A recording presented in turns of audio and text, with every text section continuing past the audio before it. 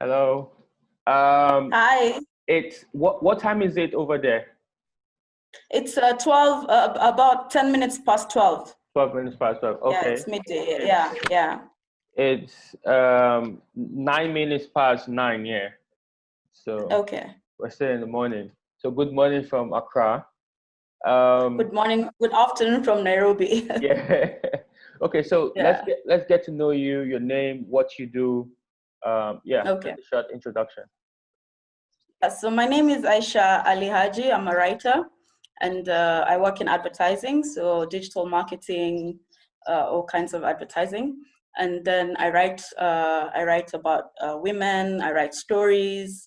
I also I consider myself a feminist activist, mostly using digital for advocacy. Yeah, so that's a little bit about me. I live in Nairobi. I've lived in Nairobi all my life, but I'm from Lamu, which is a small island off the coast of Kenya. We're called the Swahilis from that region. Yeah. Okay, cool. So I think today the focus of the conversation today would actually be you as a digital feminist, a feminist who use digital platforms. Yes. But before that, coming, just trying to go into this question. So before that, I'll just go through some basic questions. So, Okay. can you remember where you were when I want to assume that there's a lockdown in Kenya or Nairobi right now? Yeah. Okay, so can you remember where you were when, first of all, you took this this virus serious, and where you were when you heard about the coming lockdown? Okay. So I remember early in the year, around February, end of January, around February, a friend mentioned it to me and was like, "Have you heard about this coronavirus?" And I'm like, "I've seen it on my timeline, but I just know the basics. I've not really read about it." And they were like, "Okay, it's pretty serious. I've been following it." And then they sent me a link. And then that's when I started reading about it. And that was like February. So that's when I started reading more about it and finding out more about what's happening. And so I was reading about Wuhan and China and all that. And then around the time when we were reading more about Italy and it was getting worse there, is when I started thinking like, wow, this thing is actually really serious. Yeah. It's actually happening, and it's really serious, and a lot of people have lost their lives. And then I read this article about these two Chinese women who were the same age, and they were diagnosed, or rather they started showing symptoms on the same day. And then the story followed their different journeys into Oh, how they dealt with the symptoms and their families and all that. And then one of them survived and one of them didn't. And that article, I remember when I read it, it really brought home that how random it is. this thing is there is no formula or anything like that. And I read the stories of these two women and the struggles, and it was really sad to, by the time you're getting to the end, you're like hoping both of them made it, Make but it. then you Yeah. see, yeah, and they're both medical. So the factors about their lives, the details about their lives was so there were so many similarities, but then there were also so many, it could be anyone type of life they were living, like wives, they have kids, they have husbands, they're both, jobs, regular, and I think that for me really brought it home at that time. And that was around end of February, and I was like, wow, this is really serious, and it's getting hurt and people are dying. And yeah, and then about 2 weeks later, now the first person was found in Kenya. And Oh, then okay. it was the beginning of March, around the beginning of March or mid-March, I think. And so we got our first case, and that's when I knew, like, whoa, this is serious. And for me, I think I read so much about it that I kind of had seen what the next steps are in regards to in different places. And so my mind just immediately went to, so if there's a lockdown, what do we need to do? And I'm glad I got that, because I realized now that was my coping mechanism to the anxiety. I was like trying to be not anxious. So I was like thinking, what should I need to do? So that got my focus on what should we need to do to plan. And I feel like a lot of people kind of took it seriously, especially the people who are on social media, the ones who are on Twitter, and the ones who have access to this information. And the moment, so it was a few days after that our company told us that they're starting work at home program. So we were given a date, and then we started working from home and, build a structure on how we can do it. So it was almost right after that. And then now about almost 2 weeks later is when now the government did the lockdown. So I feel like things happen so quickly, especially if you had access to the information about how it was happening in places. Yeah, sorry, that was a bit long-winded. No. It wasn't. It's very informative. So would you say that for your family, you were the one who made people take it more serious, or individuals no, within the family already? So not really surprisingly, but my parents were like, from the get-go, they were like, yo, this is serious. We have to take measures, we have to prepare and all that. So I feel like different people in the family, it's like seeing it serious, but then like my parents from the beginning, they got into it and they were ready to do whatever we needed to do. And that really helps to get the whole household to sort of get into it and put in the measures that, that's dope. So I was going to ask you about work, and you already said you work in the ad agency. Yes. So a lot of ad agencies normally have either a digital department, or they outsource their digital requirements. So obviously, it sounds like your office is kind of like digitally fluid for them to even. Yes, like most. Yeah. Like a lot of offices in Nairobi, a lot of people set up immediately online working programs that a lot of people are using to sort of connect with their colleagues and continue working. And yes, I've seen a lot of brands that have sort of gotten into the digital space in how they're now sending out their messages and engaging with their customers. So I feel like in the last few years, we have really, especially advanced. Kenya and Nairobi, digital advertising. Yes, we had really advanced in terms of how we're doing our digital advertising. So it's interesting to me because I feel like we sort of flowed very easily into continuing to, a lot of brands are still engaging with their consumers online. And for a lot of them, it doesn't feel like they had to do a big jump to learn how to do it. It's just like, we've been doing this for a while, we just continue now. It's only traditional advertising maybe that will take a bit of a hold, but brands are really continuing to do it. So with the little time difference between, like, let's say for like a month now, would you say it's changing how you copyright? Would you say it's changing the information and the way you communicate with your clients?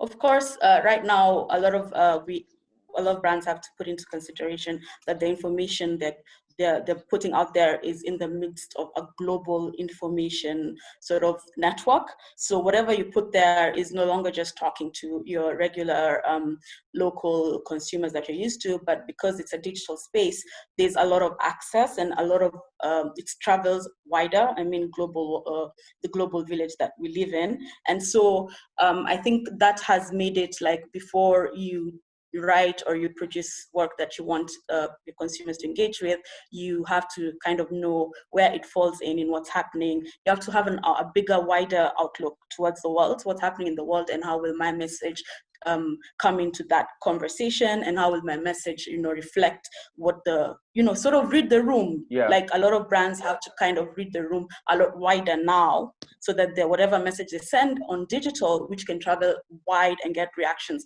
far and wide, is sort of aligning with that. Yeah, so I feel like that has been, we are reading more international stuff. I mean, obviously, being digital, you get access to a lot, but it's more deliberate, looking for information. It's more like, okay, who are the frontliners according to World Health Organization, so that you can know the kind of information you want to put out there and stuff like that. And so, and finding out what messaging people need to hear. For example, I remember realizing going out one day, I was running errands and I was covered. I had my mask, everything, and then I was talking to a lot of people, and how different people, some people are, it's happening, we have to get serious, the government has to do stuff, we have to get together and work. And then the other people, like, I don't really know what this thing is. And I realized that the information we're getting on digital spaces is not really going down to everybody the way it's supposed to. Not everybody's getting this information, especially for me and people like who have been digital, who have the privilege actually to be online. I got to see live information of how it's moving in the world, and I got to see what's happening to people. So I had that information ready. So yeah, a lot of people were not getting that information. And so I realized that it's important that even as we're doing this digital work, we also have to sort of connect with the traditional methods that we've used to give us a wider reach, so that the information gets to a lot more people in the same way that we're receiving it online. Yeah. So this would be my last question in terms of your main job. So what do you think would, and I'm speaking from the fact that we are in the continent, our internet access is low, our energy, light, we have issues. So what do you think, how do you think we transition as a people into this next very digitally driven society?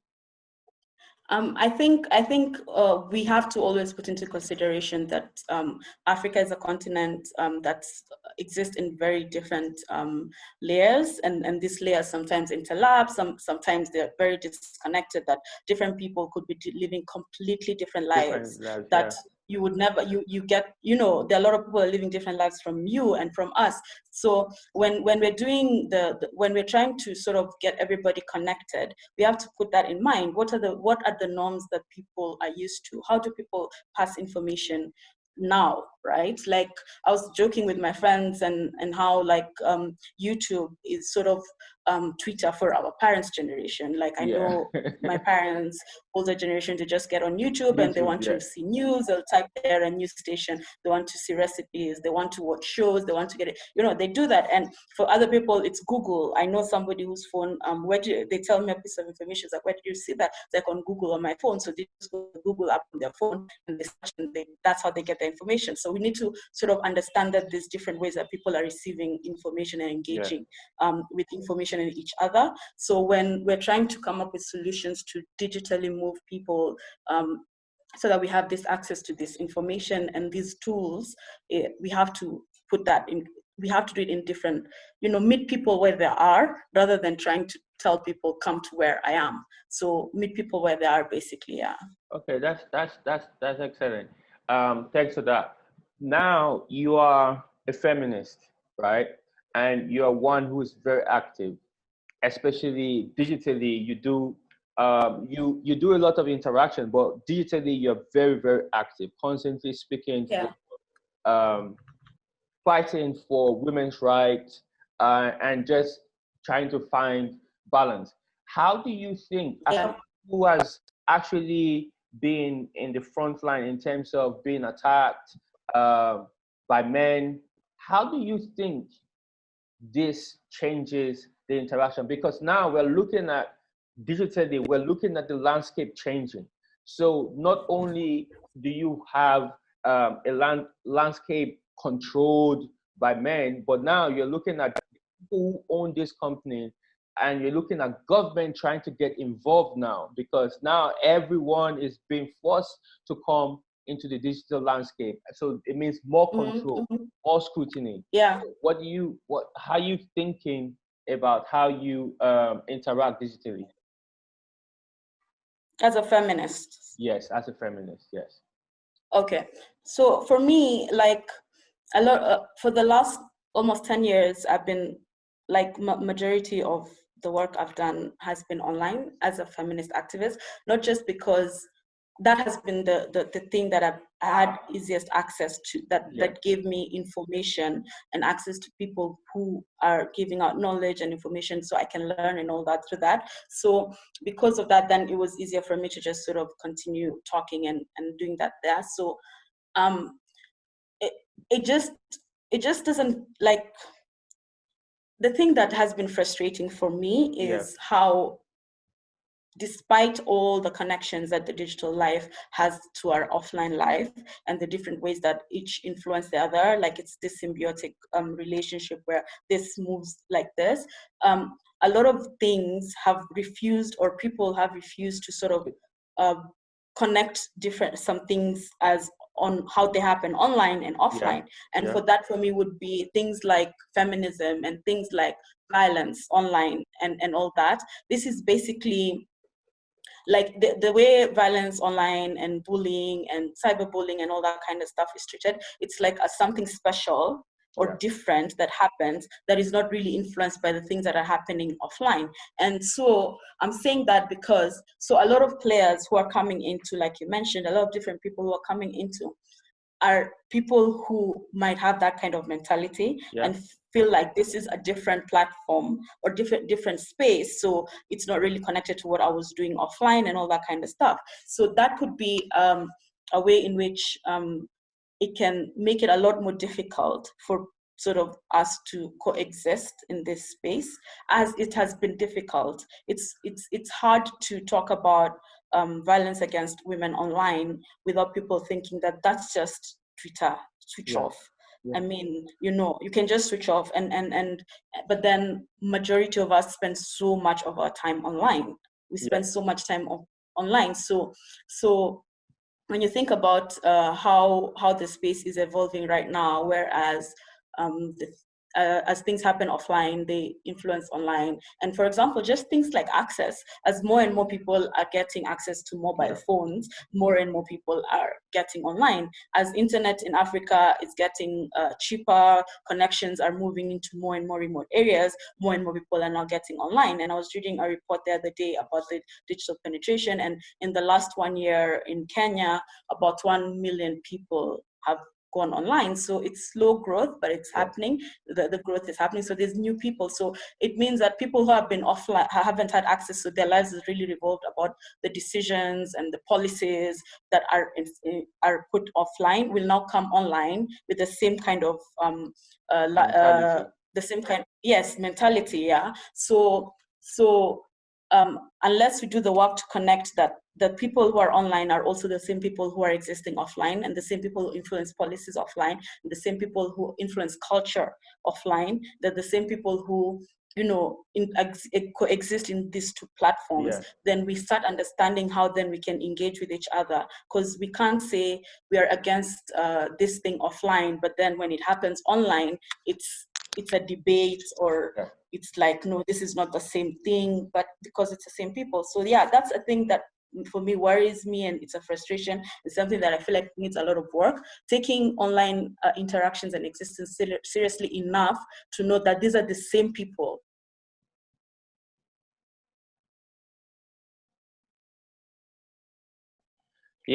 Welcome back. Thank you. Can you hear me? Yes, I can hear you. Okay, great. So we were talking about the digital landscape and feminism. I don't know. Do you remember your thoughts? What you were saying? I was talking about the disconnect between the way we see lives offline and online. So which sort of is an obstacle in how we deal with the landscape online when we're dealing with issues like bullying, online violence against women, and things like that. So there's that disconnect.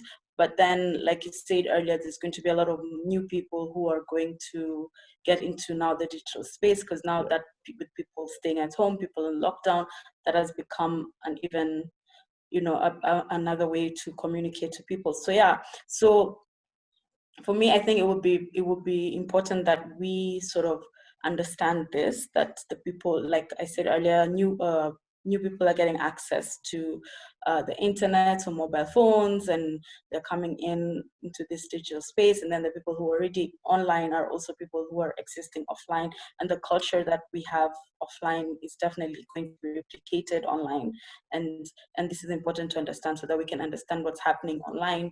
And I remember a few weeks ago, there was some incidences on Kenyan Twitter in regards to bullying and all that, and a lot of people asking, I don't understand, how bad this is, and it's like it's been happening, but then it's never been seen as a real thing Yeah. until now. That now, a lot of our lives are now converging and becoming, both aspects of it, especially now that we're working from home. It's now that separation between offline and online life is becoming, thinner and thinner, and the lines are getting more blurred. So yeah, so we have to sort of understand who's online now, what kind of cultures do we have offline that now are becoming more and more pronounced online, and they're reflecting the kind of policies and the decisions and the conversations we've been having offline and all that. Yeah. Okay. So looking at this, so traditionally, as a feminist, or just anyone who is trying to make the world a better place, whether digitally or physically, Yeah. or you're constantly wanting women and men to know how the world can be better, especially first Yes. for women, children, and just Yes. in general.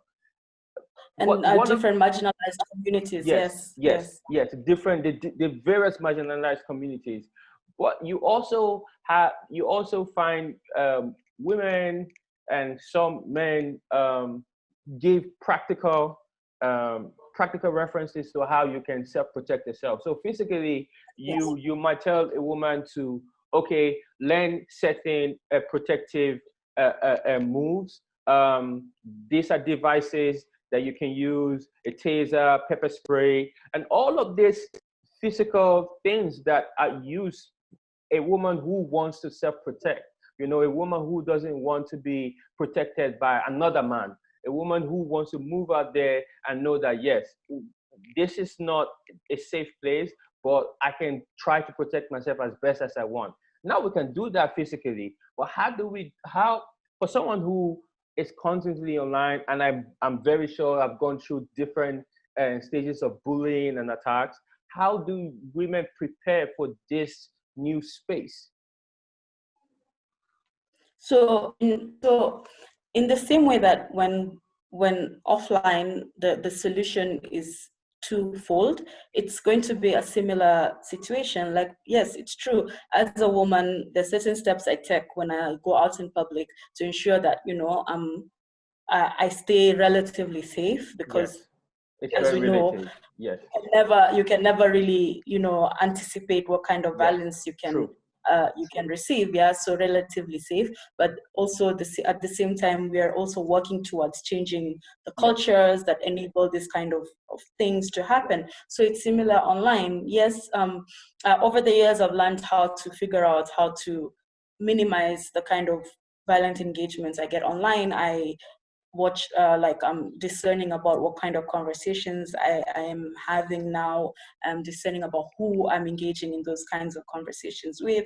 And then also, when it comes to taking some drastic measures and following people that I feel like are, bringing that kind of stuff onto my TL, muting conversations, muting people, and at the very extreme, blocking people. So you learn how to curate the space online that you feel like is most meaningful to you, and which enables you to participate and engage online in the best way you want to.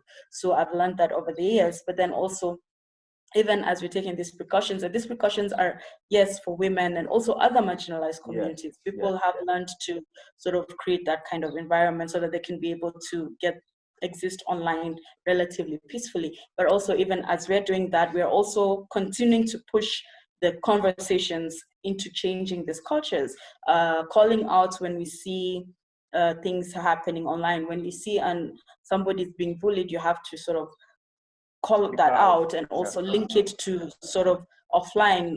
How do we behave offline that leads us to do this online? And then I believe very highly in community-led sort of calling out in terms of when we all engage the acts in one voice, sort of like many of us, if many of us get together to talk about how something is wrong, then it's a bigger impact than having that just a singular voice, whereas only one person is talking. Yeah, it's easy to get backlash when you're talking alone, but then if everybody's or many people are saying the same thing, what you did is wrong, you shouldn't do this, then it becomes a lot easier for people to listen, and also for the information to travel faster and to more people. Yeah, so we take precautions like that. You learn how to engage with people who you know will be beneficial to you. You learn how to ignore a lot of things also, like not everything deserves your attention or your voice. You learn how to know when somebody just wants to troll you, someone just wants a reaction out of you, and you learn how to, you know, ignore those kind of engagements so that you don't. And you know, the thing that people don't understand is it takes a lot out of you on a personal level when you're constantly engaging with this kind of negative and violent interactions. And at some point you have to choose to, you know, make sure that it doesn't affect you. If you're constantly fighting people off, then you get into a certain space, a certain frame of mind that is not beneficial to you in the end. So yeah, you learn how to figure out how to engage with the things that you actually want to engage with. And then I believe also an important gap is the repercussions for this kind of things that happen. For example, where we live everywhere around the world, there are certain repercussions that people face when they engage in illegal kind of stuff. So it should be also easy and seamless for somebody to be able to seek sort of repercussions if something happens against them offline, connecting to what happens online. A lot of times it's not really seriously. You see somebody who's posting inappropriate, maybe violent or bullying, and you tag the various bodies that, like the police or the DCI, and you expect that to sort of lead to some action, and a lot of times there isn't any action. And I understand that's a capacity issue as well. Getting these authorities online is not easy. It needs a lot of infrastructure in place, and that's things that need to be happening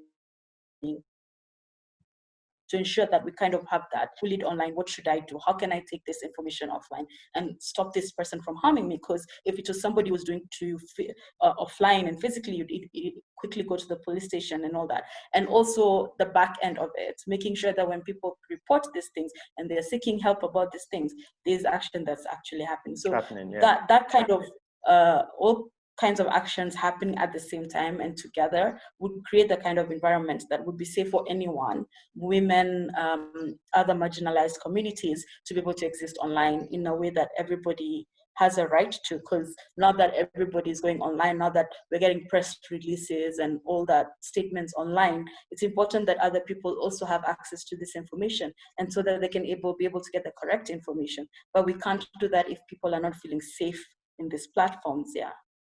Oh, wow. Okay, so because I feel like this would be the best way to end this particular conversation. I don't know if you feel the same way. This has been an amazing conversation, and I would love I would love to continue this particular conversation with you.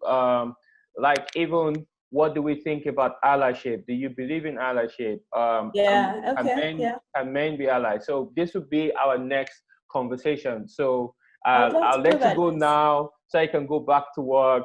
Thank you very much. My love to you. Have a good day. Family, all right, bye-bye. Bye-bye. Okay, bye. Thank you. Yeah.